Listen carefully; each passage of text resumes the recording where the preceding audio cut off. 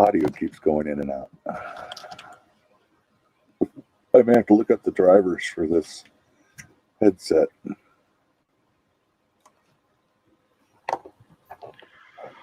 Yeah, I'm thinking about getting a new headset as well.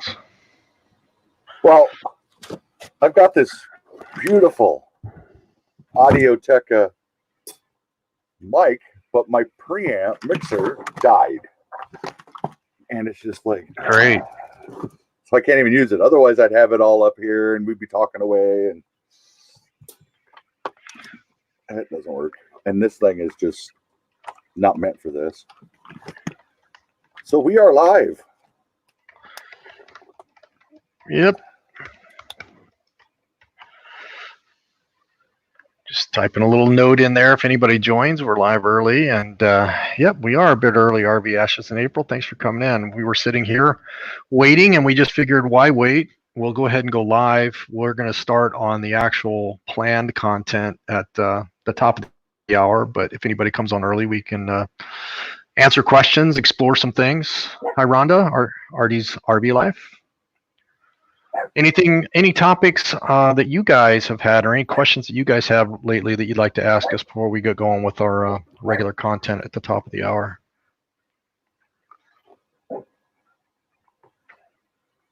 Don't hesitate to ask, because we'll give you at least our honest opinion. Yeah, and even if it's something we don't know during this time, we could actually pop over to, application, whether it's YouTube or Filmora or Snappa or any of those things that you use, and take a look at them and try to resolve it on the fly. Aaron just helped me with some stuff on Filmora, so that I didn't know. He showed me in like 2 minutes a couple of things. Hello, senior sister. How are you? The Ashes in April. We'll get started with the actual content here in about 15 minutes. But again, if you have any questions, feel free to enter them in chat, and we will be happy to address them. What's your next video going to be, Aaron? I've got several. I'm always multitasking. One of the ones that I was working on a Filmora one myself to show how to do that, but you've already covered it. I'm going to go ahead and put out one that shows how I make thumbnails in Photoshop. So if you're interested in that, that's coming soon. Another one that I'm going to be working on is some other software you can use that's pretty cheap and easy to use for your thumbnails. So that one will be coming out. We might actually go over a couple of the different programs that are available out there today that will help you to work on your thumbnails, your banners, all YouTube related stuff. Plus it's got Facebook and Twitter and everything else on there. So I'm sure we'll go over it, but I'm going to go a little bit more in depth in the video I'm coming out with. RV related, I am currently working on it's a year-old review. I painted the vinyl on my RV, and now I'm going to go back after 1 year and show you the results of what it looks like on my RV. And I've also got a couple more product reviews I'm going to be doing. So that's a little bit of what's coming up with my channel. Awesome. Senior sister, she meant to say, I do have a question about being able to add to a published video on YouTube. I think she's talking about using the actual YouTube editor, which I haven't done that. She can delete any part of the video on YouTube, but she can't see a way to add to it. So unless you know how, Aaron, instead of trying to fumble through that on here, that's something I can take a look at, because I've been meaning to look at what you can do there, but I believe it's so limited. Yes, you can remove sections, but you can't add to it. That's why I personally would not take the video down. I would just do part 2 and add to it, if that makes any sense, senior sister.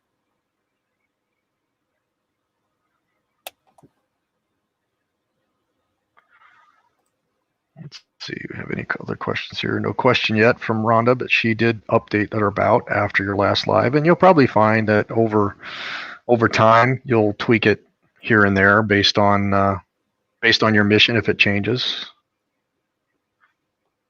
It's going to be constant update based off of what you're doing with your videos. I was thinking of downloading GIMP, but actually I switched to a Mac. I don't know if GIMP has a Mac version or not. Aaron, do you know?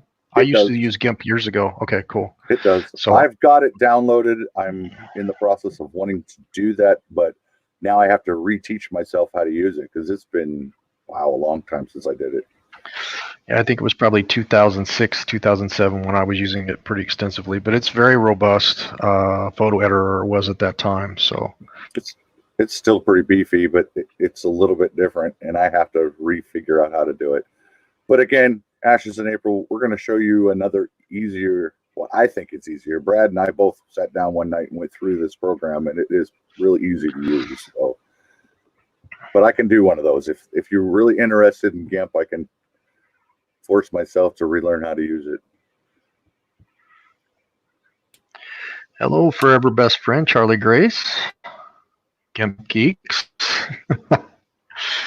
And we've got American Off-Grid, Russ and Gina. Hi, guys. I don't think we've met you on any of our lives in the past, so thanks for coming in. We're going to get started with our actual content here in about 12 minutes or so. We're just answering questions before we get started, and we'll also answer questions at the end if we have time. Forever best friend and I were on a live last night and kind of talked about some of the YouTube challenges she was facing and had a really good conversation. The rest of the board just kind of shut down, and her and I just kind of took over talking about YouTube. Was that over on Amy's after ours? Yeah. Yeah, I saw that she had a panel there, but I was exhausted, so. Well, usually after doing a 2-hour live stream, you are pretty wiped out. Yeah, so RV Ashes in April downloaded GIMP because we mentioned it. There's so many. There's Canva, which I haven't looked at yet. There's Snappa, which is very easy to use. There's Banner Snack, which is easy to use, but you have to pay for the templates. And then if you use Filmora, there's also ways to do it in there. There's Snagit, Camtasia, there's GIMP, there's Photoshop. Lots of different levels of software. We're going to touch on a few of those today. And I've even seen. I guess if just off of my immediate. Sorry, Aaron. Yeah, go ahead. Paint. The one I was going to mention is I was going to mention Snagit. I think I already mentioned Snagit, but there's a way to do it in Filmora. There's also a way to do it in Paint, even as Aaron said. But I think off of all of them that I've played with, the easiest one that appears to be free is Snappa. And Aaron just showed me that last week, and I created a banner real quick on Snappa. It's snappa.com. Aaron or myself, maybe both of us are going to do a thumbnail. And you can do more than thumbnails there too. But we'll do a we can do a basic video overview of that. We could do a basic overview of that today if we got time. I think that would be very useful. And then I've got another one that is called remove background from images. It's a free software that you can get, or a free online where it'll take the background out of your pictures so you can do the cool little shadow thing around yourself. Yeah, and so Gary asked, is GIMP like Canva? I would compare GIMP more to Photoshop. I think if you look at tools like Canva or Banner Snack, Snappa, and actually I haven't looked at Canva that much, but my understanding is it's a little bit simpler, feature-rich graphic editor, whereas Photoshop and GIMP are really heavy. You're talking about people that do photos and put effects on photos, and they really do some heavy graphic work in those. Yeah, the learning curve is huge on those. Yeah, that's correct. Snappa banners for YouTube for free. Now, there is some limitations on how many that you can download from there, but we can share some tips on how you can screen capture and use the free version of Snappa and still be able to get that. In fact, my video shows how to do that we'll be referring to. Hello, Susan, New Horizons. We're just taking a few questions before we get started. We still got about 10 minutes before we'll dive into the actual content. And we will be covering thumbnails today. So we'll jump over and show a little bit in Filmora. We'll point you to a video that I've done that helps if you want to create them in Filmora. Aaron's going to be doing one, I believe, on Snappa, and then also Photoshop on the way he does it. So we'll spend probably the next couple of weeks putting out more materials on thumbnails, resource materials on thumbnails to help out. Hey, Castle Hives, thanks for coming in. I was just watching he put up a video just about an hour ago. I was asking him some questions about these, all the hype and all the posts I'm seeing about these murder hornets. And he He confirmed what I probably thought. It's media hype. He's not concerned about it. New Horizons. Good to see you here. Is anyone making stories on YouTube? I'm sure there are some stories somewhere on YouTube. We talked about what do you mean by a story? Like a fiction story, like a fiction movie, or what I'm talking about? A graphical story. Telling stories in your videos. So getting up this to this to this. There's a sequence to doing them. There's a rhythm to doing, and that's where I'm having the most issues myself, is with the travel videos, because I want to tell a better story in my video so people actually watch it. I put out something and I think it's really cool, and people watch it and don't watch it. They don't have anything to do with it. So that's what I'm talking about. Story. Tell a better story. Hi, we're in Amana, Iowa, and today we're going to go for a walk. And I can. I referred to him last time. There's a channel called Keep Your Daydream, and they've been doing it for a while. And Mark and Trish are both very savvy and they have good charisma, but everything he does is well planned out, and you can tell it. It's not so much scripted. They've got very much charisma. They can probably just go live and carry the scene, but it's very intentional the way he puts together his videos. And he also tells you, let your video tell the story, so you do less narration, right? So if people can see, hey, I'm getting ready to cross the railroad tracks, you don't have to tell them you're crossing the railroad tracks, because your video tells that. But you do want to kind of give a start to what they can expect for the video, if it's 5, 10, 12 minutes long, so they know why they're there. And then, like as you say, make it something that captures their interest. I'm struggling with that as well. I think the best thing to do is watch some of those better channels, find one or two that you like, that do a really good job of telling the story, and then kind of try to develop a similar style, or a style that fits your fits your comfort zone, really. Another one that does it really well is called, his channel is called Traveling Roberts, but he does a lot of narration. So and he's got an accent, so that helps too. And he's got good charisma too. He's a nice guy, and he plays and sings on his lives. So Traveling Robert, he's been around. I think he's got like 600. I could be wrong, but it's hundreds of thousands of viewers. So I think it's more than 200,000. It might be 600,000 or somewhere in there. I've been following him since he was like at 5,000, I think. Yeah, so he's way up there. Keep Your Daydream has almost 300,000. So those are some of the channels that I think are good references. Let's see here, and Forever Best Friend says a quick highlight at the front. Yes, that's really good. I haven't got good at it yet, but that's really, really good. So I think, here's why you're here. This is the highlights of the videos. I typically start with a title of the video and then do some narration, and then go right into the content. That's probably most common for me, but I would like to get to the point where I took the time to show maybe 15 to 20 seconds of different clips that they're going to see, the different key features, and then go into the title, then go into the narration. So they kind of get, you kind of get those buzz clips out there, 4 seconds maybe of each one, of the key scenes that you're going to have, whether it's an RV park review, maybe a few of their amenities or something you did. If it's a place you're visiting, maybe it's the 2 or 3 of the highlights of the place that you're visiting. And it's about time now says charisma is key. That's true. I've found in my hiring career, and I speak to a lot of customers, I do a lot of demonstrations to customers, and somebody can have all the technical abilities, but if they don't have that charisma, personal skills, people skills, those are hard to teach. You either have those or you don't, it seems like. Of course, it also depends on what day of the week it is, too. That's true. If you've been on some of my lives, I can't even get some words out sometimes. So that's all right. RV Ashes in April. I prefer to watch my friends' videos. That's exactly why we started it, was for friends and family, and we've developed a lot more friends on here. And I think you'll probably find there's so many people creating content right now. You may, over time, you may pick up some people and make some new friends, or have some new subscribers that watch your stuff. But a lot of them, like Aaron was saying, I think there's a lot of content creators they'll make a comment on your video, but they won't necessarily watch the whole thing. I always try to do a full watch when I watch people's videos. I don't always leave a comment, depending on if I'm working and I don't have a chance to type over on the keyboard while I'm watching the video. But I do try to do a full watch, because there's so many that just go over there and in 20 or 30 seconds they had no attention. So it's really not about your content. It's really just so many people trying to buzz around, watch so many things, comment on them to get that interaction and get more subscribers and watch time on their channel. So just be aware of that. That's when I first met Bradley.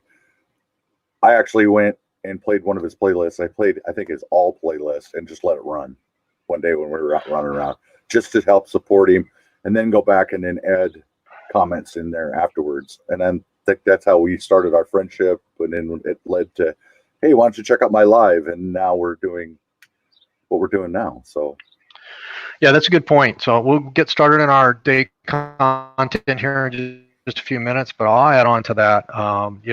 We are, I think, as RV Ashes and April said, watching our friends' videos, as it says here. And before I dive into this, hi, Artist on the Road, and hi, Van Life with Gina Payne, and Joy Route. See a few new ones coming in. There's a couple approaches. Sometimes I sit down and I'm really sitting down to entertain myself and watch some channels, and that's when I watch my friends or people that I know that entertain me on content. Then there's another time where I want to make some new friends and collaborate with some new people. Sometimes I'll sit down while I'm at work and I'll go to the video and I can't even have the audio on because I'm on a conference call, and I'll play it. I'll kind of see what it is. I'll make a comment that I'm watching their videos, and it's doing that to support them and make a connection with them. So, but what I make sure I do when I do that is I do a full watch. So if you're doing a full watch, you're not hurting anybody. If you're going around and bouncing from channel to channel and just leaving comment and not doing a full watch, then it doesn't really help that channel and kind of messes up the analytics. Hello, John Junkies.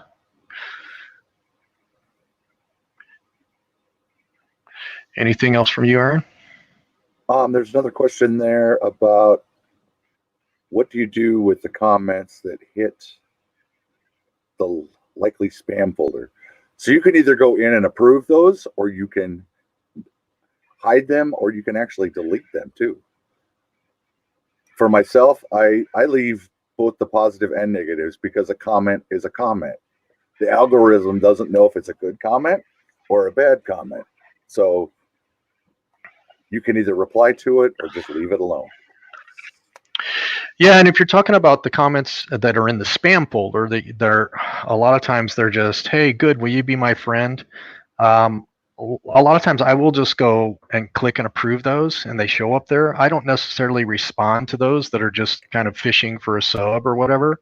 But as Aaron said, they are a like and a comment that adds to the algorithm. So I don't delete them. And if there are negative, I haven't had, but I think 1 or 2 negative comments. I think on one of my videos around financing an RV, somebody put learned nothing, and that's all they put. So I'm like, okay, sorry. I thought it was good information because it was what we learned, but it wasn't intended to be an expert on financing. And here, I'll help you get financing for your RV. This is what we experienced. I always just thank them for watching. Yeah. That's a good approach. Yeah, maybe not avoid them, but just thank you for watching and thank you for your feedback. I've seen people do that because I have watched some, especially those that do clickbait. If you're doing clickbait to get people to click, you're going to get a lot of negative. So you just keep that in mind. It does work. Clickbait does work, but it also might get you a lot of negative comments. So you got to have thick skin. You'll get a lot of comments that say, "Thanks for the clickbait." Yeah. All right. Let's see here. I find that comments will spawn in spam folder. Yep. Well, that's true. I think a lot of mine have been international as well. All right. With that, I think it's time we can go and get started. It's right at the top of the hour. So let me pull up and share my screen. Unless you have anything before we get started, Aaron. Not unless anybody's got a question before we get started. Last chance. Okay. We should have some time at the end as well. I don't think I have more than maybe 30 minutes of content, if that much, but it kind of depends. Ask questions as we move along, and we'll stop for them as well if we need to. I'm just going to share my screen here. Or actually, let me stop that. I'm just going to share the application so that I can come back over here. There we go. All right.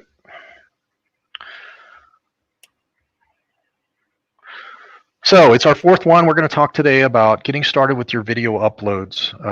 We've talked so far about a few things around setting up your channel and so on and so forth. We're going to get into some more of the fun of actually creating some content and uploading that content, really the basics around that, how you upload a video, some of the minimum things that you want to do to describe your video, some minimum basic SEO promotion tips, and then also thumbnails. Thumbnails probably being one of the most, if not the most important thing to capture people's attention around your video.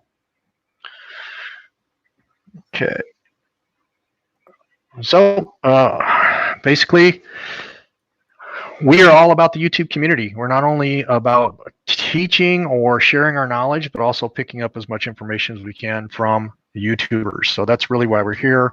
Myself and Aaron both have a YouTube channel. Aaron's on his second YouTube channel and around 10 plus years of experience on YouTube. I've only been doing YouTube for about 2 years, but I've done other social media marketing and used other social media sites before that, and around 20 years in software. And so purpose and disclaimer, really, we just want to pay it forward. Again, you've probably heard this on earlier videos. We're not claiming to be experts. We just want to pass forward, pay it forward, our knowledge in a very positive way. And so today's topics, say I have a cool video. I can't wait to upload this. That's the whole reason I got on YouTube. I saw all these other people uploading content. I just want to get my video out there, regardless of whether it's just me doing some kind of TikTok thing or playing in the backyard or pictures of my dog sleeping or whatever. I want to get that video uploaded. So let's walk through how you actually upload a video. So we're not going to show you today how to film or what format to put it in or any of the video editing. It's simply getting that video uploaded in whatever state you have it in and you want to upload it. So maybe you've done some editing and you've got it in a .mov or .mpeg format, MP4 format or something like that. But we're not actually going to be talking about, how you get those formats. We're assuming you already know that piece of it. So we're also going to go into the basic upload of the metadata, the things that describe that. We will talk about different approaches to thumbnails. We were just talking about that right before we started. We'll go a little bit deeper. We'll point you to some resources, and we'll also answer questions, and we'll just pull up some applications if we need to throughout the session here and show those. Basic SEO, titles, tags, description, keywords. And then now that I've got all that done, can I make this video public and actually share it? And should I schedule it, or should I just go ahead and do it instantly? All right, so most people are probably going to know this, but if you're somebody that's been watching and you haven't started being a content creator yet, you've just got your channel and you haven't actually uploaded, you're going to go into Studio, your YouTube Studio here, by clicking on the button, and that takes you to this dashboard landing page. And we went through some of this on previous session, some of the settings, how you set up a template, so on and so forth. Now, because YouTube's all about content, they give you about 3 places that you could actually upload right here. I'll pretty much do the same thing from all 3 of these places to upload a video. And so if you're ready to upload a video, you know where that file's at. You can click one of these. You can also go and click the videos tab to be on the actual videos landing page if you wanted to. And you have the same create button. This create button here, it will follow along with you pretty much everywhere you're at in YouTube, because YouTube is all about the videos. So they don't want you to be limited to how quickly you can upload a video. So that's the point of today, is if you're curious and you just want to get something uploaded, you're more than welcome to go boom and click and upload, and it's going to be there. And all you have to do is make it live. We're giving you a few of those very basic things that you want to think about when you upload a video. So you click create, click upload videos, and then that takes you to finding that file. And so basically, as long as that file is on your same machine, or maybe it's on an external drive that you use, as long as you've got access to it from this computer, you can either drag and drop it into here, or you can just click select files, which will take you to a browser window to go browse, not a browser, but an actual, like a file manager if you're on Windows. Mac calls it Explorer, I think. And you find your file, highlight your file, and then you just click open. And once you click open, it's going to start uploading that file. Now, what it'll bring you back to, if you've entered defaults like we did originally, let me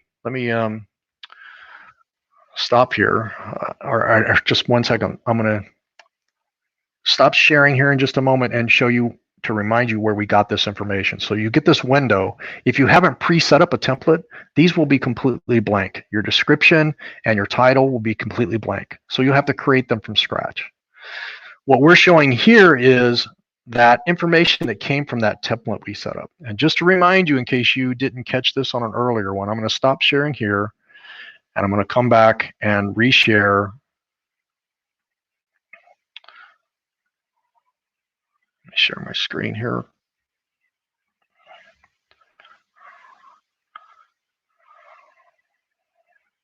Right here. So this is on our Lunch and Learn channel that we created as part of the earlier series. And if we go to settings down here, you're going to get this window that pops up, and you've got these upload defaults. You'll fill these out, and it'll basically say, when I do that upload of a video, this is the title that's going to be on that video by default. This is the description that'll be on that video by default. It will upload private by default. And we haven't added any tags, but if you've got any common tags that you want to have and be on pretty much any video, you can put those here, and that way you don't have to type them in each time. You click save, and then what that allows you to have is when we come back here, all of this will be pre-filled out. So what you're going to do here is rename. You'll put in the name of this, the title of this video. Then you'll step down to your description, and the way I do it is the information that comes in here is my default information that'll be in the bottom of my description page. So I've actually got a little word up here that just says new description, and I just type in my new description above my channel description. So now I've got a video description and a channel description, and if you have any tags, or if you've got Amazon affiliates or anything like that that you want to promote, they're just going on every single video. And I'll pause here. Aaron, do you have anything to add what we're showing so far?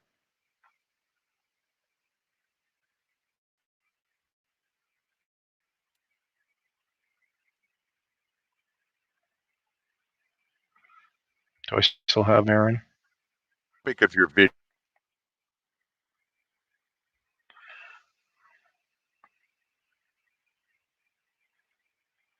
Do you guys hear Aaron, or is his audio not working? Oh, we lost him. Can you hear me okay?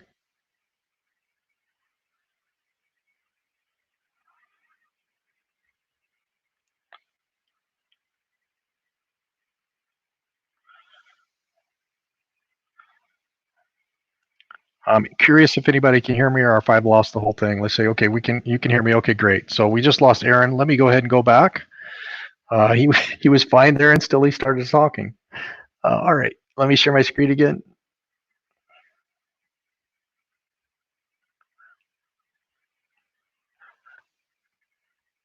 Okay, let's come back over here. All right, so once you enter that, you would just scroll down, and once you scroll down, it brings you to some more options. And the nice thing here is, keep in mind, your video is still uploading in the background. So as your video is uploading, you're able to go in and change some things. You can wait completely if you want to. Because you've preset that up to upload into the private mode, it's just going to come into your dashboard. Nobody's going to be able to see it until you change it to public. So you can either make these edits now, or you can come back and edit your video later.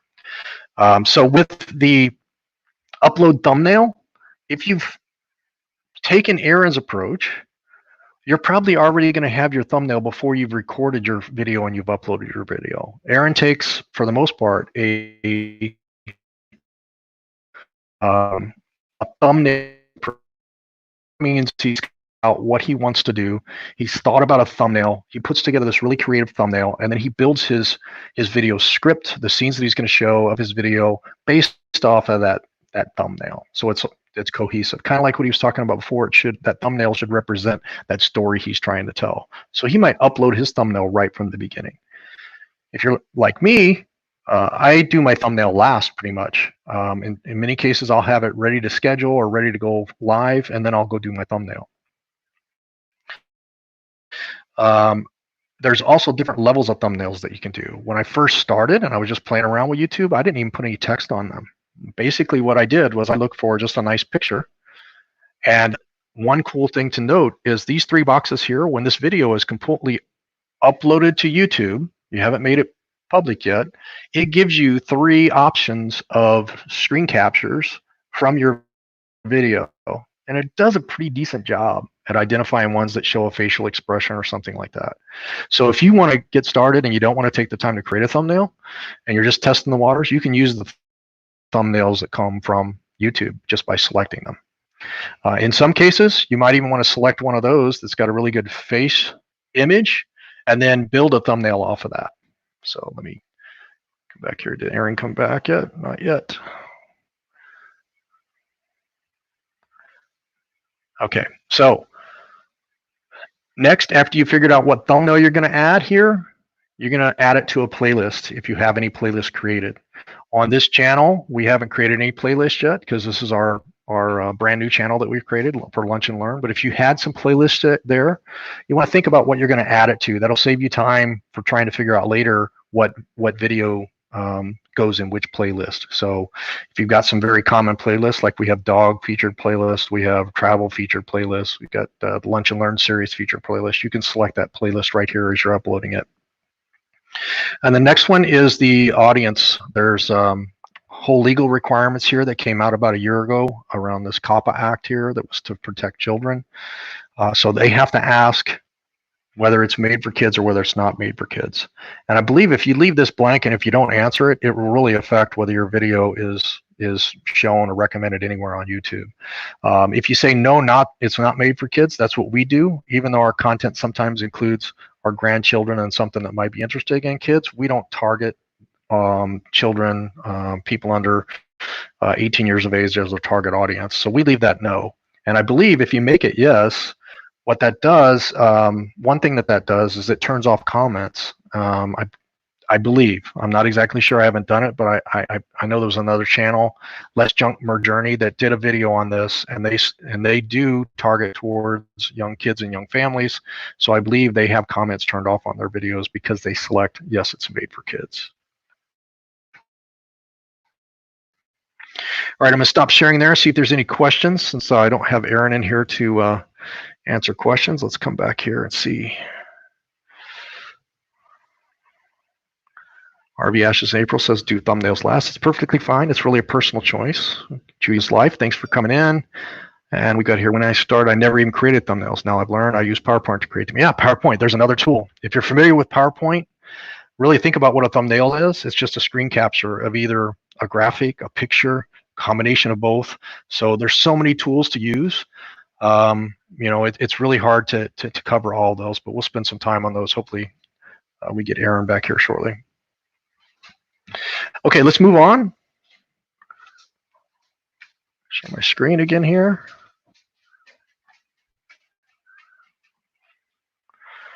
Come back here. Okay, so once you have these selections done, you're going to click next. Depending on your internet speed, your video may be done uploading, depending on the size of your video as well as the internet speed that you have. And so once you click next, all I'm showing here is if you did select a thumbnail, it's the same way as selecting that thumbnail as you did with your movie. So if you went to that number 1 on this previous step here and you clicked upload thumbnail, it just asks you for which thumbnail, you hit OK, and it's going to load that thumbnail. And you can change it. You can change it as many times as you want. So don't think that you're locked in once you change here. So, and then once you've got the other things filled out, like the playlist and the no, it's not made for kids, or yes, it's made for kids, you click next. And that brings you to your second screen, adding additional video elements, end screens and cards. And I've done some of this. I don't always do it. It can get to be a little bit meticulous and take a little bit more time, but it could be important. I've had kind of mixed results, I think, from this. I think as your channel gets bigger and maybe you develop an audience that does more full watching, because the end screens come at the very end of your video. And you'll notice if you're looking at analytics, there's probably a very small percentage of people that even get to that last 30 seconds of your video. If they're not even getting there, then these end screens are pretty useless, right? Because what this is intended to do is those people that do watch it the whole time is to give them another, catch their eye and keep them on your channel by clicking another one. It's very easy to do. We're not going to cover that today, but we can spend some more time on it at a later session. Adding cards are the little gray cards that pop up at the top that basically say, you know, say you're in 4 minutes into your video or 3 minutes into your video and you talk about a topic that you had a previous video on, you can actually give a referral to that other video. So if people want to click away at that point and go to the other video, they can. There's positives and negatives to that. If they click away, then they're only giving you that 3-minute watch on that video. But you can use that to your advantage if you see a video that's, say, 15 minutes long and 80% of people are watching it for 3 minutes, but it's dropping off at 3 minutes. You can put a card there because you know they're already dropping off, so you want to retain them on your channel. So that's some of the tips and tricks that you can use with this. Again, we're not going to spend a whole lot of time or much more time on that today. And you can go back and adjust them. You don't have to add them here. You can go back and adjust them later. There's also some tools that help you do that in bulk, which I haven't played with yet, but that's probably a good way to do it, is having a template and applying these in bulk. So you can just click next on that screen and come to the final screen here, which is about visibility. I highly recommend uploading in private. The reason why is every once in a while, a video, even though it's produced perfectly, will have some technical issues when it uploads to YouTube. So I almost always re-watch it in private mode and make sure it's in the condition I want it to be in before I make it public. So I highly recommend setting your defaults private. And then when we get later, when we go to make it public, you simply change it to public or you do your schedule right here. Once you do that, if you did it in private, your channel videos page now would actually show that video there. It'll show when you updated. It'll also show whether you have any restrictions. Now, these could come about later, but in many cases, YouTube's going to immediately look and apply its filters and algorithms that it takes a look at to see if you're using in a content, video or audio that has copyrighted. They'll tell you this right up off the bat, and you'll get a restriction that shows up here. And then you can deal with those restrictions as they show up before you make it live. Sometimes you'll make it live and you'll get the restriction afterwards, but in most cases, any restrictions you'll have, and if you're following the community guidelines and the content guidelines, you're probably not going to have any issues. Okay, with that, we're going to come back to thumbnail approaches, and let me check one more time here, see if my cohort is back in here. There he is. I'm going to bring him back in. There we go. Perfect timing. The dog tripped the cord and poof, I was gone. Was it Snicker? Yeah. She gets a little rambunctious sometimes. The neighbor went out with their dog, and that was the end of that. She ripped it right out. Sorry about that. Yeah, no worries. So we're actually at a perfect timing. So we just kind of got through how to upload the video, some of the defaults you do. We talked a little bit about thumbnails, but now we're at a point where we're going to talk more deeply about thumbnails. And so we got a couple of comments here from the audience. Keyword on MacBook, it's like PowerPoint. So that's another, once again, another tool you could use to create a thumbnail. And then this from Papa Drew. Hey, Papa Drew, thanks for coming in. He actually lets YouTube pick his thumbnail, and then he takes a screenshot of that and edits it. So that's what we were talking about. YouTube does a pretty good job at picking that facial recognition of an expression that's going on there. And then you can add some graphics to that. And then Papa Drew also goes on to say card and end screen are very, very important. If you use them right, you can get more views and watch time. So we would love to get your opinions on that as well. And maybe we could bring you in on one of these lunch and live sessions. I do use them, but honestly, I'm seeing, percentages down under the 2% on those things. So I'm an 80-20 guy. I try to work on the 80% things more than those. But yeah, the 2% of your audience that's clicking on those, it is important. And think about it though. If you get up to thousands of people, 2% can start being a fairly large number. And if you're keeping that 2% by having a card or an end screen, it could be definitely a good tactic. Okay. Anything on that, Aaron, before I tell them about how I do my thumbnails? No, go ahead. Okay. So two kind of different general approaches here. And mine's more like Papa Drew's, and partially because of how I started the channel. I was kind of finding my way. Aaron has more experience, over 10 years experience, and he takes kind of a thumbnail driven approach, which is important, especially if you're trying to get people to click on that video in the first place. So I really just in the beginning used YouTube and without any text, and then I started trying to apply text to them. And so I'm going to show you the basic way that I did it, and then we'll pause after that. So let me go ahead and share my screen here and show you a couple of things. So first of all, if I come over to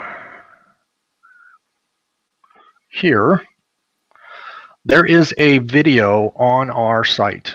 So this video right here that I went to is on our channel. I just made it public, or it's on my channel. I say our channel. Aaron and I have 2 separate channels. We're doing the Lunch and Learns from my channel, Pause and Effect, right now. But basically, this video walks you through in detail what I'm going to show you fairly quickly now. And it'll walk you through how you create, using your Filmora video editor, a thumbnail directly from Filmora. And actually, Aaron pointed out a couple of things that I need to go back and correct in this video that I wasn't aware of. So first of all, let's just go over to my Filmora here. And this is a video from Bike Week when we were down there. This could be a scene that I might want to use. It probably would not be, but I'm not going to go search for the perfect scene to make a thumbnail on, because I'll let you pick what frame that you want to use to build your thumbnail. Now within Filmora, you've got the ability to put a title on top of this. So this is the frame that we want. The first thing that you can do is you can actually crop this frame. So if we wanted to come and focus on this saloon part a little bit more, you can crop this frame a little bit. You want to set here to your ratio, which I always use 16:9, which is more of an HD type widescreen ratio. And then you can just drag and drop this, and that'll keep your ratio where it needs to be. Now, if you notice, this isn't the same as what this is here. The reason why is because I have to move this to get it to be positioned where I want it to be positioned. So this end one right here is more what I'm showing right up here. So and then you can position the crop on that specific frame. Maybe something like that, click OK, and then it's going to change to that cropped image in your preview window up here. Now, how do I get text in here? So text in Filmora is with titles, and you can just drag a title in. Now, I've created a custom title. I'm not going to show you how to do this today. You can see that in the video. They've got all types of different titles here, but I found that the out-of-the-box ones didn't really fit what I was trying to do, so I created a custom one. And I can come in here, and now I've got my text there. I can change my text. There is a complete editor to this. If we come in here, you can actually go to advanced and do full editing on those, on the colors, on the fonts, and almost become a complete graphical tool. In my video, I mentioned the reason I don't use Filmora completely was for 2 reasons. It didn't have a full graphic capability, and you're not able to save this as an individual file. Aaron proved me wrong. So he actually showed me this. You can actually come in here and do some pretty extensive graphics. And then once you have this, you have the ability to come back here and go to this little camera right here and take a snapshot. By taking this snapshot, it actually creates a PNG file. And so I did not realize it was creating an actual picture file. I thought you could only get movie files out of here. But what it allows you to do now, if I come back to my media page here, and I go down to the bottom, it's giving me my snapshot right here. And if you double click on that, you can say reveal in folder, and that's where your snapshot is. So you can do, if you're using Filmora, you can use Filmora all the way through. What I typically do, because I wasn't doing that, I've got this other program, and this will help you if you start using something like a Snappa, because Snappa only allows you to have like 8 downloads. So you get it done in Snappa and you want to download it, oh, well, now you got to pay. Well, one thing you can do is I've got this program called Snagit that I talk about in that video. I can just do a hotkey on my screen, and I could come in here and capture my screen, click snapshot. That takes me back to my Snagit window. And from my Snagit window, once it appears here, I can now do all types of graphic editing. I can add, in fact, all of those screens that I did from my PowerPoint that I was showing you, or my Google slide deck that I was showing you for this series, are done using this tool right here. So Snagit's a very nice tool. You can add shapes to it, borders to it, all that type of stuff. And that's really how I get to my thumbnails for the first part. And so I will pause with that. There, if you want to watch more, you want to see more, there's that video out there you can go watch. If you have any questions, you can ask them, but I'm going to stop sharing for a moment and see if there's any questions, feedback, or if Aaron has anything more to add. On the PC, you can do shift and print screen. Print screen is located right above the home key. And it does the same thing. Then when you go into your editor, you can go Control V, and it will paste it right into your editor for the thumbnails. Yep, and if you're on a PC, you can use Paint, kind of like what I was doing with Snagit. If you're on a Mac, I'm sure it's got a similar program as well. I've just used Snagit for over a dozen years, so I always default to that.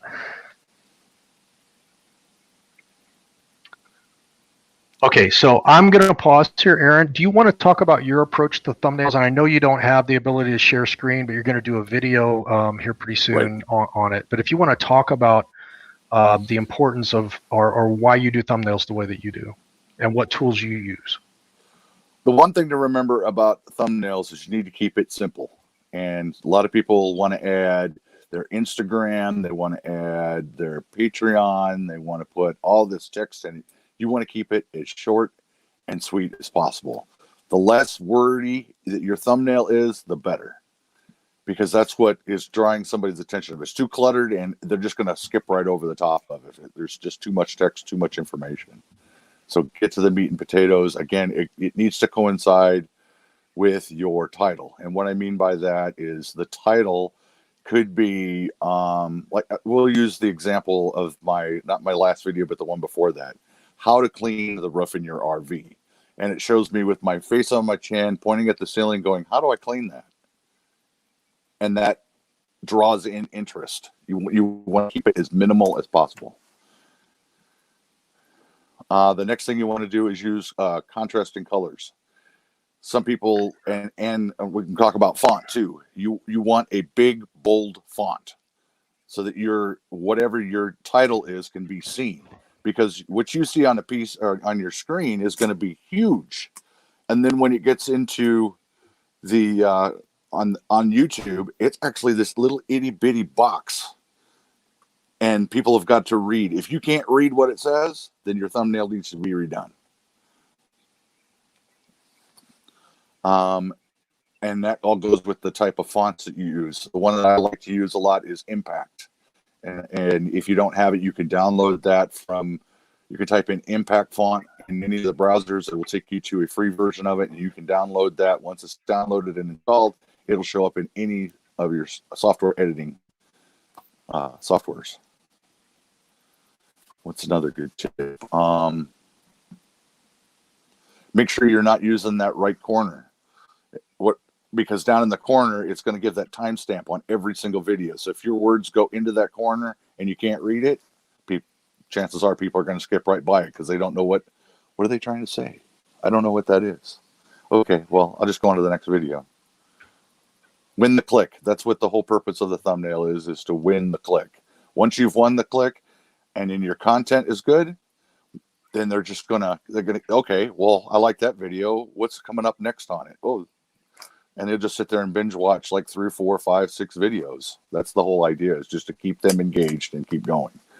If they get sidetracked or they lose focus, then they'll just move on to something else. What's Papa Drew saying there? Thumbnails are very important, and that's an easy way for your channel. Exactly. You got to win the click. Yeah, so I think it might be good. I'm transparent, so I'll show you my thumbnails, and what you'll see is I'm still finding my way. And in fact, as I said in the beginning, I really didn't. It was an afterthought. I was doing them at the end. I was spending more time on the content itself and the description and that type of stuff, and wasn't really doing fantastic thumbnails. Aaron's like, hey, what about this? What about this? Started showing me some things. And it just kind of took me out of my comfort zone and made me spend the time to go kind of play around. So I'm gonna share my YouTube page, and you'll see that my thumbnails over the last month have kind of been all over the place, experimenting with different looks and feels. Another thing that's important is to make sure that you're branding your stuff. So you want to keep the same color palette And that's another easy one to find. You can go on Google and type in color palette, and it'll give you like 6 or 7 different colors that you can use for your thumbnails.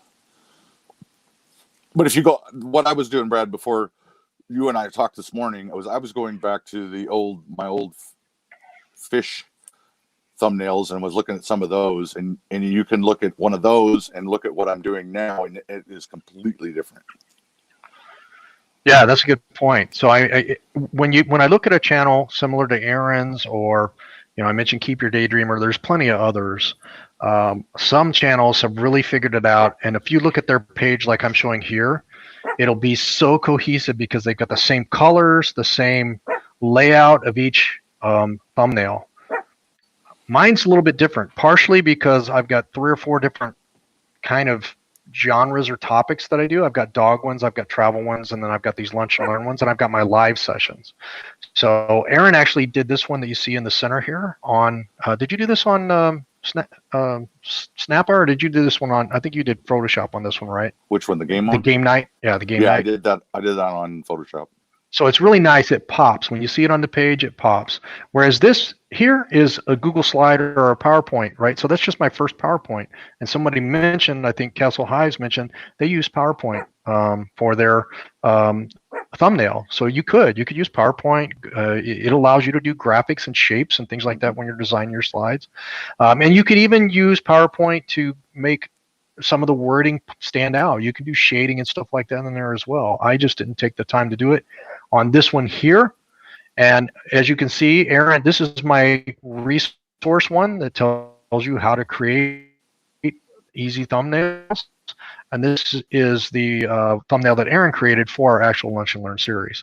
Now, if I come over here to the right, I actually did a survey on what do you guys think about this thumbnail versus this thumbnail, and it was 100% they like this thumbnail. Now, if it's on a large screen, this looks kind of neat. So this is a nice background. Like if I'm on StreamYard and when people first come in, it gives me a lot of information, but you can see on here, you can't read half of the stuff that's on the screen. So it really isn't a good thumbnail, whereas this captures your attention. This is one I recently did, and I actually did this one on Snappa. So we'll talk a little bit about that. I did this one here and this one here on Snappa. So these two were done on Snappa. This was using a Snappa template that we can talk about. This was actually from scratch on Snappa, and I'll blow these up. Let me go ahead and blow these up. This one's for our Monday premiere, and there's some things to talk about here. So a couple things that I'll mention, and ARON's probably got some good opinions on this, is I went with this font. It's got a little bit of funny graphics. I kind of wanted to do it because it was a challenge, but you also have to be careful with this because it kind of muddies the screen a little bit, and it might not be as easy to see. And even these words down here on that thumbnail, when we come back to where we were at, it was very hard to see those. You can't read it. Yeah, so it's hard to read that. So if we come back here, you can't really read what this is. So when I click on that thumbnail, maybe because it's got a dog and an egg, but I might have been better served putting just big bold letters at the top here or across the middle or something like that. See, and I would have just put dog egg challenge, and people would be like, well, what is that? Click, yeah, just to find out what it is. And then the other one here, it's a little bit better. You can see everything on the screen, but it's still maybe not quite as simple as what ARON would make it. And I did this with Snappa, and once again, I used some creepy fonts. I brought in an image for as seen on TV, and I used my own image for the background. This is actually a drone image that I took, and I did a Filmora overlay on it. So this was done completely from a Filmora picture that I did an overlay on, and I did a screenshot. Then I brought that out. I uploaded my picture into Snappa, and then added the thumbnail that I wanted to it. Well, see, with the purple lettering and that blue, it's just so hard to read it. All I'm really getting is certified haunted. And it's as seen on TV. It really, that pops out more than anything else. And that's actually what I wanted to pop out. But I do agree with that. The May Stringer, I probably wanted to be a little bit more visible, but the main thing I wanted to see was certified haunted as seen on TV. I think that would get people to click. I think if you would have gone with a white background for the white lettering and then did purple on the outside of it, it would have popped so much more. I might change that. And that's the good thing about thumbnails. You can go back and change them. You can change them anytime. But if you've got a video that's performing really, really well, I don't recommend doing it. because then people are used to looking at that specific one. If you got a video that needs like a revamp or a you want to make some changes to, the easiest way to do it is to change the thumbnail. Yeah, that's a good point. And so as a last point from me on this, if you take and look at this video here, this was our Meet Priscilla. This was fully Filmora, what I just showed. If you watch the video of my resource, I'm sorry, I didn't want to open up the actual video. It's already premiered, so I can't show you that thumbnail large here, but basically this thumbnail right here, it's kind of small to see, was completely done in Filmora. This thumbnail was done by ARON in Photoshop.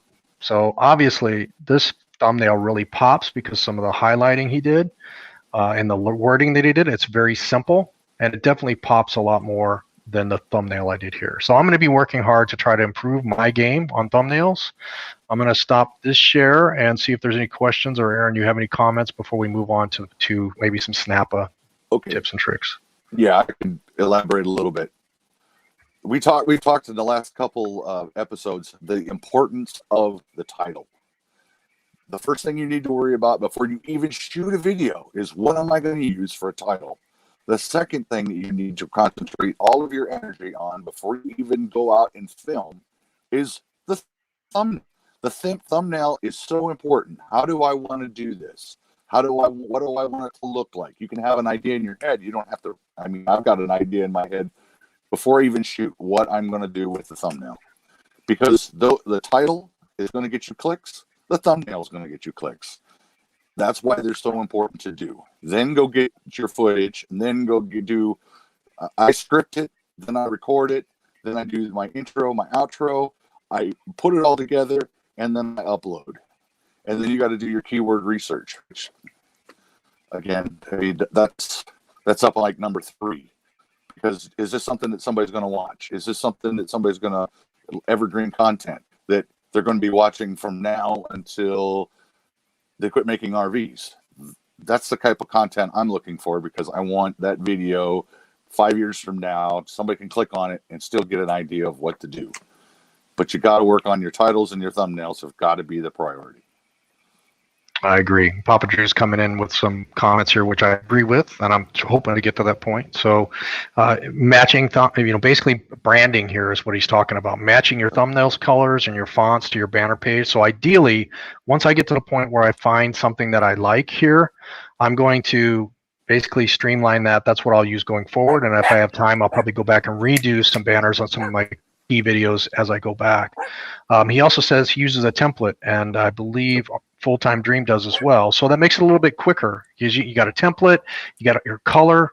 You don't have to figure out which color I'm going to pick this time, or what color did I use last time. You got a nice template that's got all the same. Like I said, you can go get the color palette. You can, like I said, color palette in Google, and it will tell you the colors. You pick out the color scheme that you like, and you use that all the time. The reason why that's important is its consistency. They know that that's your video at a glance. Bam! That's Papa Drew's, and I haven't seen one of his videos in a while. Let me click on that. That's a fantastic point, and you can't tell that with ours right now, because every thumbnail's different as I play around. But that's exactly what Papa Drew's saying. When you see one of his thumbnails, you're going to know it's his because of the style of the thumbnail. It's about branding. For me, it's so hard to critique somebody else's stuff, because this is your passion. This is something that you're doing all the time. Are you going to take offense to it? Are you going to go tell me to go take a hike that I don't know what I'm talking about? It's so difficult to try and go, hey, Brad, we need to work on your thumbnails. When I think you already know that.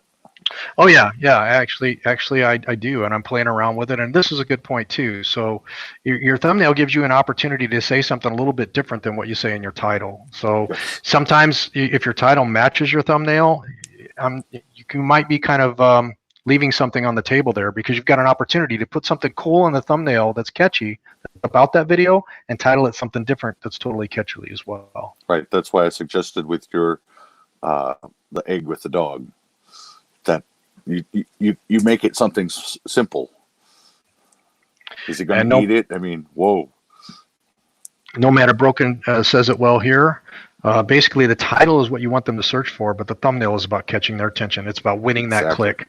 Yes. So if they're not searching and they just see it over there, they're going to click on it. That's the idea, anyway. Let's see, anything else in here? I think the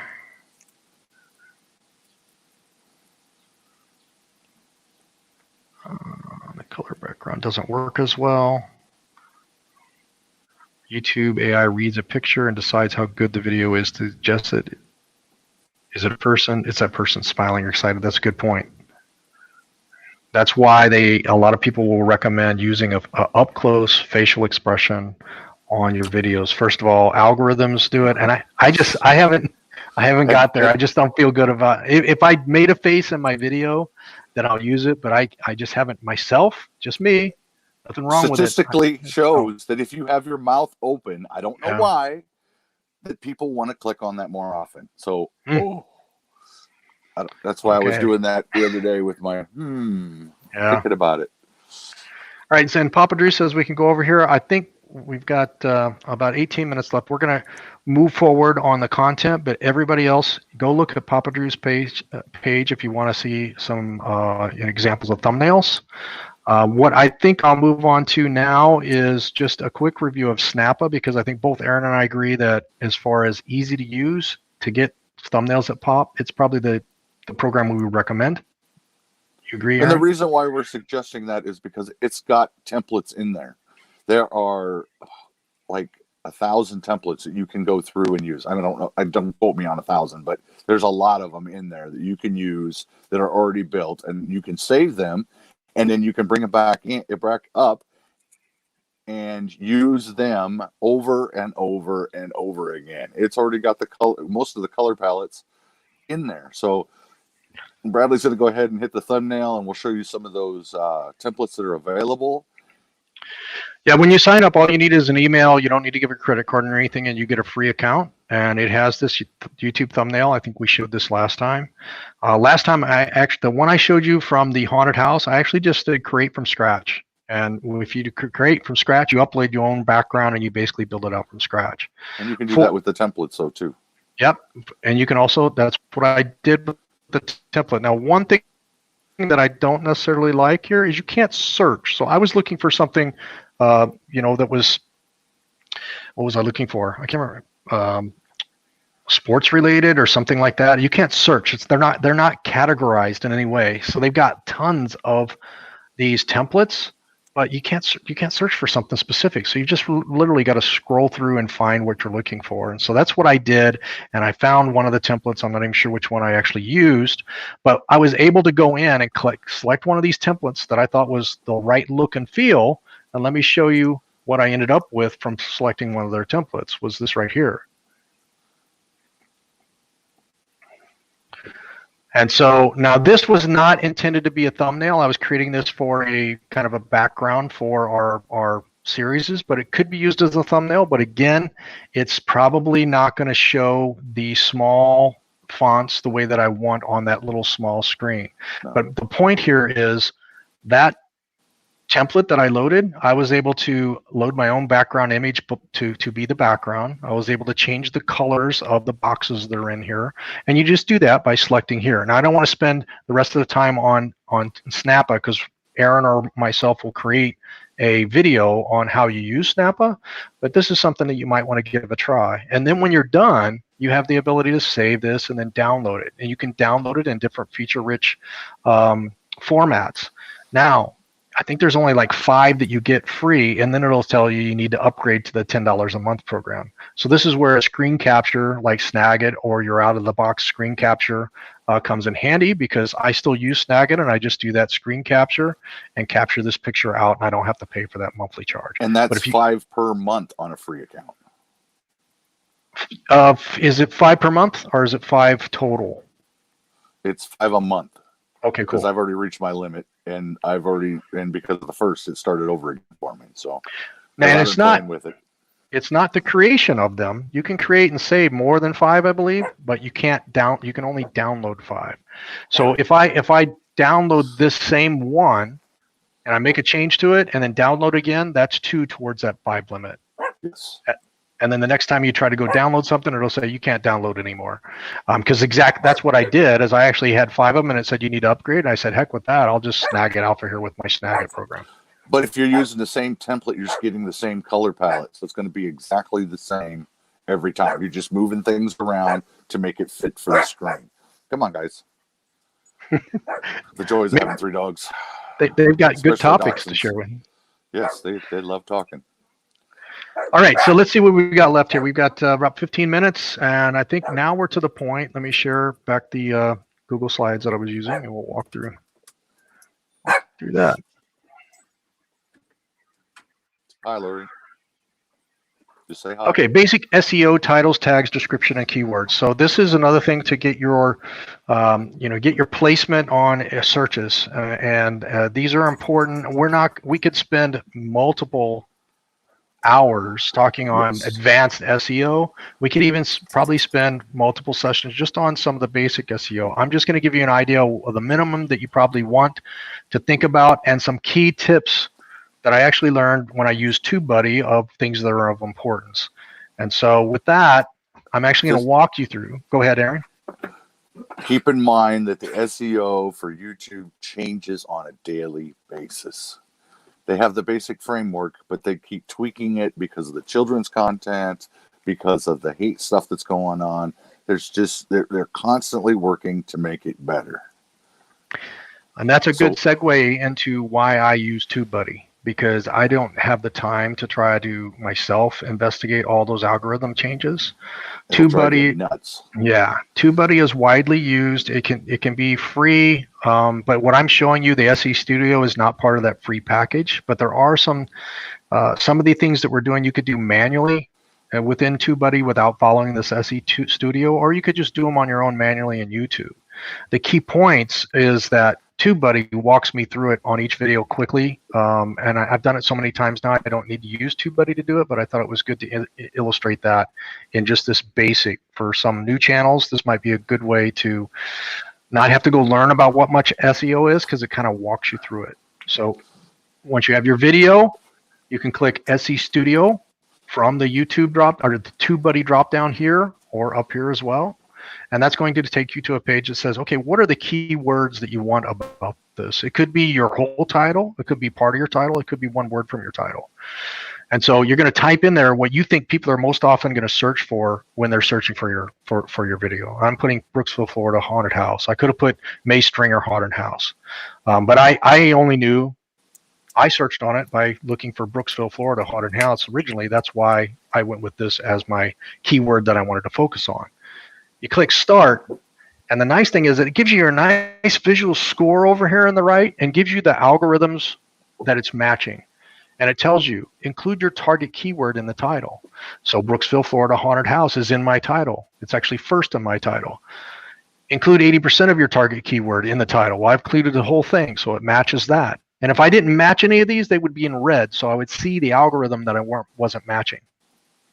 Include your target keyword in the first 60 characters of your title. Include your target keyword naturally. Include your target keyword in the first 300 characters of your description. So you want your title to be, your keyword to be the start of your title, the start of your description, and then certain partial matches throughout. That helps drive this SEO score. Once you've got this, your tags. Yep. Now the next one, once you click next, because you've got this as high as you can get, everything's green on this page, this still might not be at 100% because there's some things on the other page, on the next page that we go to. So when we do that, now you're looking at your tags. So it says, okay, your first tag should be exactly that same keyword, and then your other tags should be mixed in. So if you didn't have this tag in there, this wouldn't be 100% on that previous screen or this screen until you met these 3 different things. Include your exact target word as your first tag. Include other partial matches, and include more tags. More tags, the better. You've got up to 400 characters of tags, and you want to try to exhaust this. Now, it will also give you suggestions down here and also tell you the score. Now, the score, I use it, but only if it's a fairly high score, because a lot of them will get a low score, and I'm not sure it really matters. And then some will get no score, but they're obvious you want to have those tags on there. It all depends if that is a common used phrase. Now, sometimes having the lower ones because nobody's using that for haunted house, as a keyword that might actually generate more. So it's all in what people are looking for. And another tip, I haven't really explored this to see if it's accurate, but it makes some sense. If it's a word that may be challenging to spell it wrong in a couple of tags, because if somebody does a search on a wrong word, Exactly. and a lot of times you'll be way high up on those because people aren't putting in the wrong word tag. So if somebody typed Brooksville and they typed it with wrong, maybe just Brookville without the S, I might show up first on that because nobody's putting in Brookville as a tag. They're putting in Brooksville. Once you've got that complete, you step to the next one, and this one really just says you need to have a good thumbnail. It doesn't really evaluate. This doesn't really go into the scoring up here. It's just telling you need to have a bright color, high contrast image. If you go, so it doesn't really. If you go in, they also have an advanced feature which does the A/B comparison for thumbnails. So it'll run it for a certain amount of days with one thumbnail, and it'll test out another one. But that's at $49 a month. Yeah, and again, you don't have to use TubeBuddy to do this because this is just that title that you created when you uploaded the video. This is just that description that you created. This is just the keyword, the tags that you added. So all of this stuff, it's just a guided workflow that helps you. So those are just the basics, and then you apply this to your video, and once you apply this to your video, you can close out the SEO Studio, and that takes you back to your tags. Now, the nice thing that I think you get, I don't know if you get this with the free version or not. We'll have to check it out. But you can see here, I've applied it, and it's giving me where I'm going to show up when somebody searches on this term. So if somebody searches on May Stringer House Haunted Tour, I'm going to be 5th on that page. So you want to have a lot of green, preferably something that's in 1, 2, or 3. So we've got a 3 here, a 4 here. So I haven't done too bad. I would ideally like to be first because people are usually going to click on that first one most often. Right. If you also scroll down a little bit, whoops. Yeah, I can't. This is just a screenshot. I can't scroll down. We can do another session, Aaron, on TubeBuddy. I think that would probably be good if you use it as well as me. So we can probably do a session on TubeBuddy and talk through TubeBuddy specifically. But we're coming up on about 7 minutes left, and now you're ready to make your video public because you've got your thumbnail, you've got your video produced, you've got it uploaded, and now you've got your basic SEO on there. So how do I make it public? Well, you just go back to that video. You either click on the drop down where it says private and make it public right there, or you can click on the edit that's right next to the picture here to the left, and then you can click that visibility where it says private. You can select public there. You can also set it as a premiere. We won't go too deeply into that. I'll just quickly say what that does is it sets a time or actually if you do it instantly, it's going to premiere right now.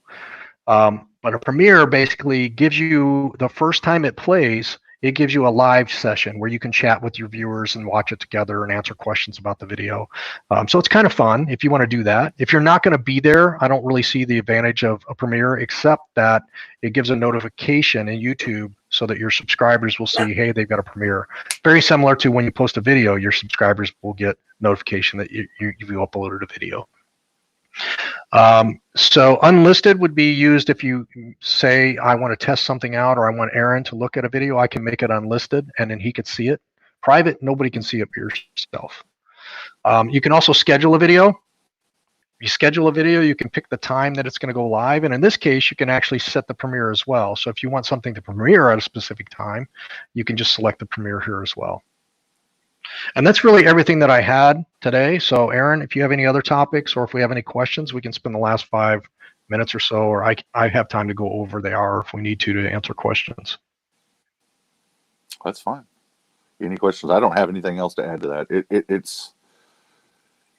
It's a game. You got to learn to play the game. That's the easiest way I can do it. The only way you're going to learn how to do it is to continually do it, continually update your process, and learn from what you're doing. Question, can I do a premiere if it's unlisted? I believe the answer is no, only if it's public.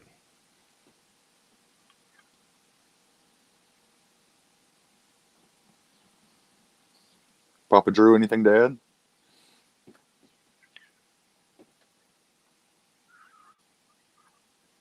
Lots of comments from Nomad Unbroken. No, you're not saying too much. Absolutely, that's what this channel is about: is collaborating and sharing all the tips and tricks. So, made a comment down here that they should be brighter. I completely agree with that. Absolutely, bright words, bright characters, bright pictures are going to catch people.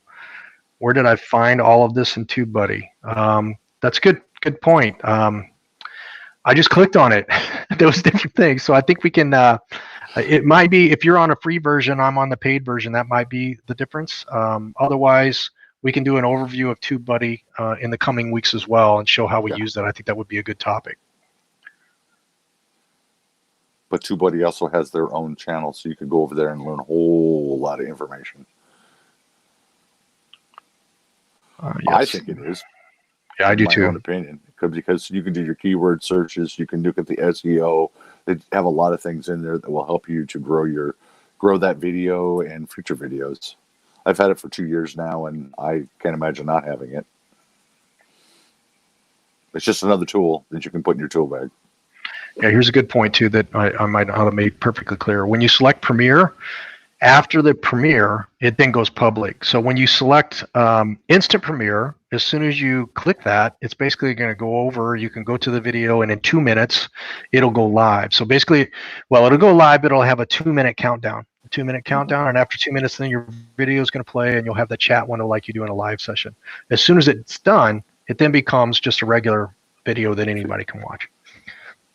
People like chatting, so the premiere sometimes we'll get more people there right in the beginning, and getting views right in the beginning kind of help with that YouTube algorithm as well. Hey, I see a new video, it's getting views right off the bat, so I think it's going to possibly be recommended more. You'll get more impressions.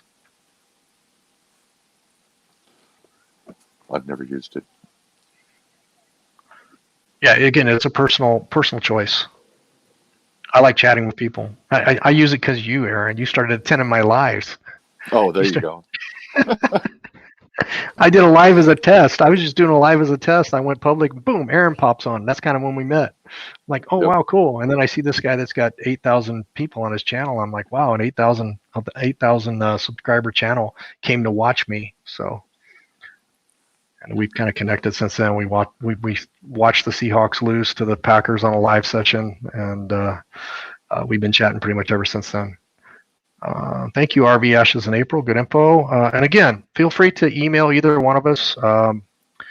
3tailsrv@gmail.com is Aaron's email. Mine is contactus@pauseeffect.com.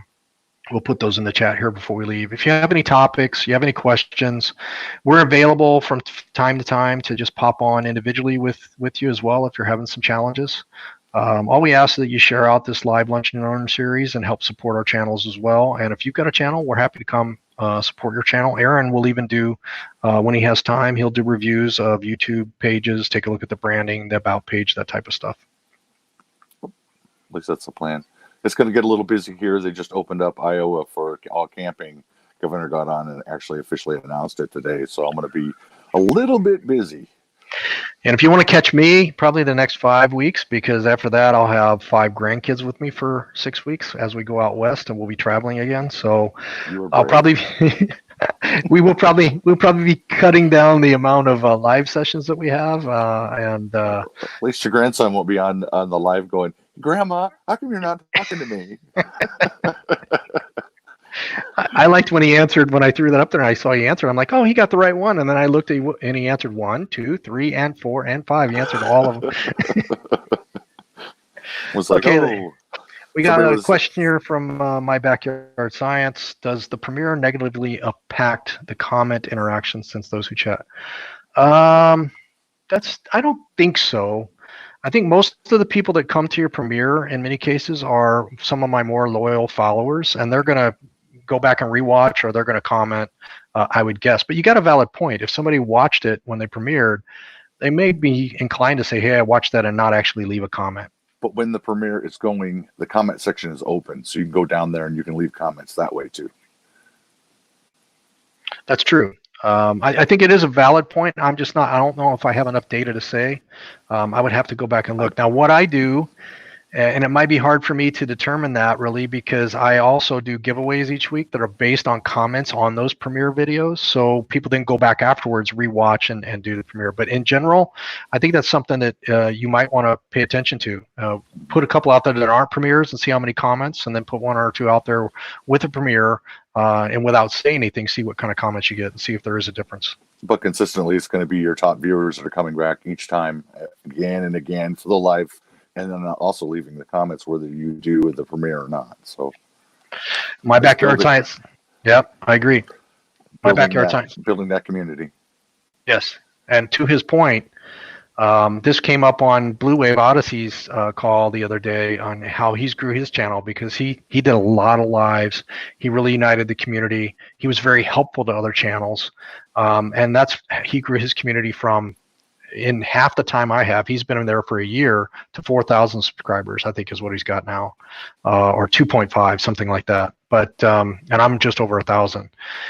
What he did, what he suggested here is if you leave comments for somebody on their video, and you do it a few times and they don't leave comments, then move on. If you really like their channel, I don't know if you have, if you don't have to do that, but that's what he did. He basically would leave comments. He would do full watches. That's what I do. And then he moves on. To me, haven't really paid close enough attention to do that, but I think that's a good approach. If you know you're leaving comments for somebody and you never see them like or leave a comment on your channel and their comments just kind of okay to you, then maybe you wanted to build the community with some new channels. That would be my advice. Exactly. There's nothing more frustrating to have a video that has 1.7K of views and it's only got 3 comments. Yeah. And then I've seen some that only had 50 views and had like 40 something comments. So everybody coming there, and I'm not sure if they're doing something to make that happen or what, because we don't typically have as many comments on our videos that some of the other channels do that have similar amount of views, and not really sure why. Nomad Unbroken here says they're just guessing, but they would think that chat counts like comments, I think is what he meant to say, at a certain level. That would be nice, but I'm not sure they do because they don't show up in the comments below, so I'm not sure if they fire off any algorithms, but you'd think they would if there was a lot of chat, a lot of people attending. It actually does. I don't know. It does. It's just like the likes, dislikes, comments are there's a phase or levels that they look at for that algorithm. The more comments, I mean, that's why it helps. That's why everybody says always rate, comment, and subscribe, and usually in that order too. Yeah. Okay, cool. So my backyard science confirms here that what they're really talking about is they actually feel that they're not seeing people comment after a live stream. So you probably have more data than what I have because, like I said, not on my live streams, I don't really pay attention. But if I go premiere and I chat with people, those premieres are part of our giveaway. So people are commenting on them. This should be a part of the giveaway. So I can't say from my perspective on how. And it also helps if it has something to do with the community. So if you're an RV community and you're just going on to talk to people, people aren't going to go want to do the replays. But if you're talking about a specific thing like RV tires that session, and then you open it up on the back end, so you do your content first, and then open up questions, and then open up just a regular chat. People will probably go, I assume that they would go for more of that structured content because it's just like doing a video except for your live. Yeah, that's a good point because I personally don't go back and watch any lives for the most part that I've attended unless I remember meeting somebody and I forgot the channel name and I go back and look. If I go to a channel that does lots of lives like Blue Wave Odyssey or Traveling Robert, I will go to a playlist that includes just their videos if I'm going to watch their content. I don't really watch their lives because it's not as exciting to me watching a live after the fact. Especially when you can't leave your comment up above in the chat area. That's a good question. Wondering best way to get viewers to watch older videos. Actually, Papa Drew, who was in here earlier, let me see if I can find the comment from him. He changes thumbnails, and that got a lot of people to do it. Or you can do it if you want to see more RV related content. Check out this video right here. You can point up to the corner and put one of those cards up there, and then that might spark some more interest in it too. Updating the title sometimes helps. definitely the thumbnail. If it's not generating the amount of views that you want to see, then that's definitely a way of doing it. But then you also, your ranking and your tags may be off too. You may be clear down at 54 when there's another key phrase that might bring you right back to the top. But it's a gamble. And Nomad Unbroken says, ask a question and say, let me know your answer in the comments. Tends to work. That's a good tip. Sometimes. Yeah. And then My Backyard Science has not done this, so they don't know for sure. They just seem to observe when they look at lives and other channels, they're not getting a lot of comments. I think that's probably true, especially if it's a pure live stream. If it's a premiere, I'm not sure you would even know after it premieres, because once it premieres and it becomes a public video, I don't think there's anything that indicates that once was a premiere. You don't see the chat. You don't see the chat, and you can't tell what the comments were left during the premiere or after. So I don't think there would be a way to tell. But that's the one thing about chats for me. Most of the time it's, hey, hi, what you been up to? Everybody's having their little side conversations, and it has nothing to do with the video anyway. My 2 cents. Yep. All right. Well, we're past the hour here. We appreciate everybody sticking around. We had a decent crowd today. It's a nice Thursday. Iowa's open up for camping this weekend, so Aaron's happy. It looks like we're starting to get back to a little bit more normalcy, but still, everybody be safe. Wash your hands. Keep your distance. Make sure you don't get any part of this, even on the tail end. Let's see here. Nomad Unbroken says I have 3 channels, which is my original channel. I'm doing business. I'll move my live streams here because they were killing my videos. I started a new one, Nomad Unbroken. I've been on a couple of your lives. I didn't realize you had other channels, so that's good. But I've been on a couple of your lives, and actually more than that. I think I've been connected to you for quite some time when I started doing lives. How do you do multiple channels? That's my question, because you got to continually make videos so that people can see it, and that. Whoa. Because Brad and I talked about that with the YouTube stuff that we're doing right now, of actually starting a different channel completely. But then I've got an RV one that I have to do once a week, and then I'm going to have to do a YouTube one once a week. Who's got time? Well, if I remember, I could be wrong about this, but I think it's full-time for Nomad Unbroken. So he's full-time dedicated to the social media YouTube, I believe. You can correct me if I'm wrong. So he might have a little bit more time than you and I, who also have to work, but it is a lot of work, and I would be interested in your feedback, Nomad Unbroken, and what suggestions you have for somebody that's managing multiple channels. Are you focused on all 3 channels with a lot of content, or is there a specific purpose for each one, and only one is heavy content focused? And then this is from Sue, who's one of our loyal followers. She says she don't get much time after the initial live. Some do, but not many. They don't have legs like videos. Yeah, once your live is done, I don't think people are coming in and watching lives near as much, unless it's a specific topic. Like we did, our first live was, what do we do with our house? Airbnb, VRBO, is it an option? So and we still get a lot of views on that. That's the first video I watched of yours, the first live I went to. I asked a lot of questions. Oh, yeah? I didn't even know what Airbnb was. Yeah. Yeah, what's worked for us? So we probably could do some work on. That's a very heavily searched item, and we've really only done that one feature live on it. That's time to do a regular video then. 2 channels is 3 times the work, but I love live streams. The one is everyday live streams. My videos are 1 a week. So he was just trying to separate, like we were just saying. He didn't want his live streams to clutter up all of the videos, which actually that's not a bad point. But in my case, the live streams are going towards the watch hours that will help us potentially reach that monetization. I'll probably not do near as many live streams once I get there. But again, it goes back to the evergreen content. If nobody's going to want to watch one from a year ago, as far as a live stream, unless there's a route to it. Well, what do you think about removing the live streams at some point? Should we remove those and purge those at some point, or?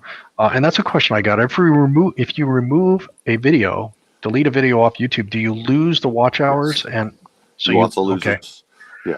So I would leave them up. I would create a completely different playlist on how to set up YouTube, and then that way people, if they're interested in that, they can go back and watch the replays, get some ideas, and then they'll start leaving comments. That's why I keep saying that it depends on what you're doing for a live. If you're just sitting around BSing with the community, then you're probably not going to get any more watches.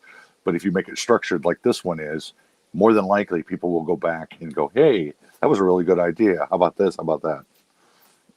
Just keeping up with the trends. And that's hard to do too. All right, everyone. Thank you. Looks like our audience is starting to dwindle here after the hour, and I appreciate Aaron joining today. Thank you, everybody, for joining and watching and giving us some good feedback. Again, we'll put our email in the chat here at the end, and if you have any questions for us, send away. If you're looking forward to them, if you need any help with banners and any of that other stuff, I know we're giving you some tips about how to do it yourself, but if you still need some help, just let us know. We're out of here. See you, Aaron. See you later.